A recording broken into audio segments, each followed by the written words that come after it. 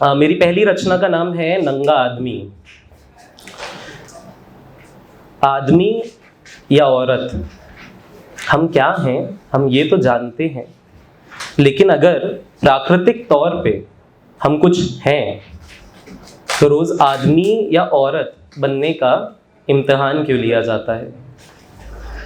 प्राकृतिक तौर पे अगर मैं कपड़े पहनने से मना कर दूं तो वो इतना अप्राकृतिक क्यों है। वो अप्राकृतिक नहीं, असामाजिक है। तो क्या समाज प्राकृतिक है? और अगर समाज प्राकृतिक है तो मेरी प्रकृति असामाजिक कैसे हो सकती है? एक उदारवादी इंसान शायद ये कहे कि मेरी प्रकृति असामाजिक ना सही लेकिन असामान्य तो है ही। मेरा जवाब हमेशा यही होगा कि मैं समाज में उतना ही असामान्य हूँ जितना ये समाज प्रकृति में असामान्य है। ये पहली रचना थी। शुक्रिया।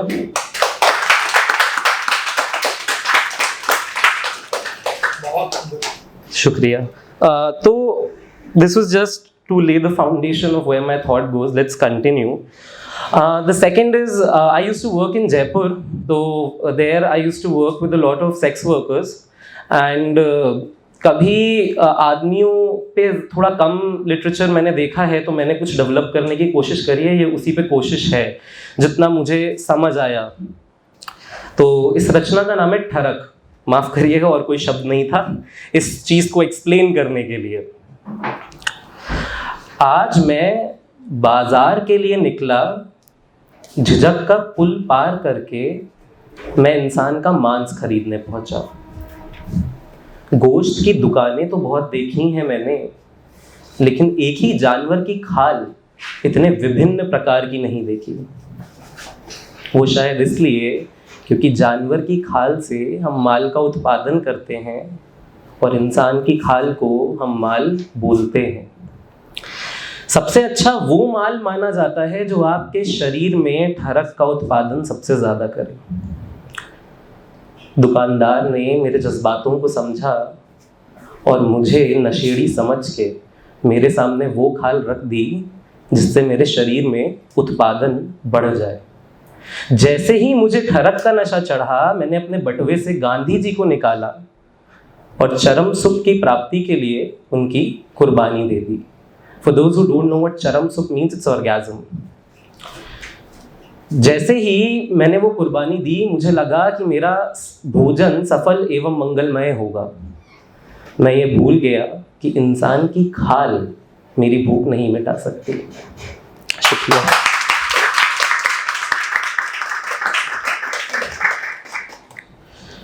दलित मूवमेंट से एक चार्ज आता है अपर कास्ट पे दैट इट्स अ मनुवादी समाज। For those of you who don't know, Manusmriti was a law book that was written by Manu, and it's a political treatise of how society will work. I am a upper caste Hindu, though I don't subscribe to any of that, right? I don't tell my surname because I don't believe in caste. I have abandoned my surname. So, but मैंने मनुस्मृति कभी किसी घर में नहीं देखी, मैंने कभी किसी को पढ़ते हुए नहीं देखा। लेकिन क्योंकि मैं सोशल साइंस का स्टूडेंट हूँ, मैं मानता हूँ कि एक समय रहा है और उसकी कुछ चीज़ें छूट गई हैं। तो मनुवादी समाज में एक चीज़ थी कि औरतों को गुलाम बना के रखते थे। बहुत प्लेन और सिंपलिस्टिक एक्सप्लेनेशन है, लेकिन अभी के लिए जायज़ है। तो उस समय जो भी औरत आज़ाद होने की कोशिश करती थी उसे चुड़ैल बोल के जिंदा जला देते थे। इस रचना का नाम है चुड़ैल। मेरे गांव में एक बरगद का पेड़ था।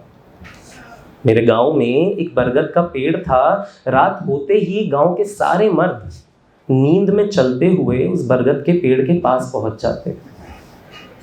उस पेड़ की हर एक डाल को कस के पकड़ते और अपने जिस्म से रगड़ते और सुबह होते ही वापस अपने घर भाग जाते। उस बरगद के पेड़ के अंदर एक चुड़ैल रहती थी। उस चुड़ैल की खौफनाक आज़ादी और अश्लील नंगेपन से गांव की हर औरत डरती थी। वो चुड़ैल उनके बेटों और पतियों को अपनी ठरक का परचम और बेवफाई का फरमान जारी करने पे मजबूर करती थी। उसका सम्मोहन तोड़ने के लिए उन औरतों ने हर तरह का टोटका आजमाया, लेकिन वो बरगद का पेड़ और उसकी कुछ डालियां उन मर्दों की हवस को आवाहन देती रही।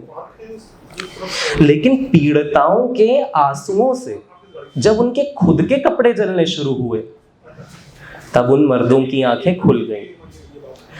5 मर्दों की पंचायत की आंखें खुली और फैसला सुनाया गया। उस बरगद के पेड़ को आग लगा दी गई, और जब उन औरतों ने उस चुड़ैल को जिंदा जलते हुए देखा, उन्होंने वापस अपने कपड़े पहन लिए।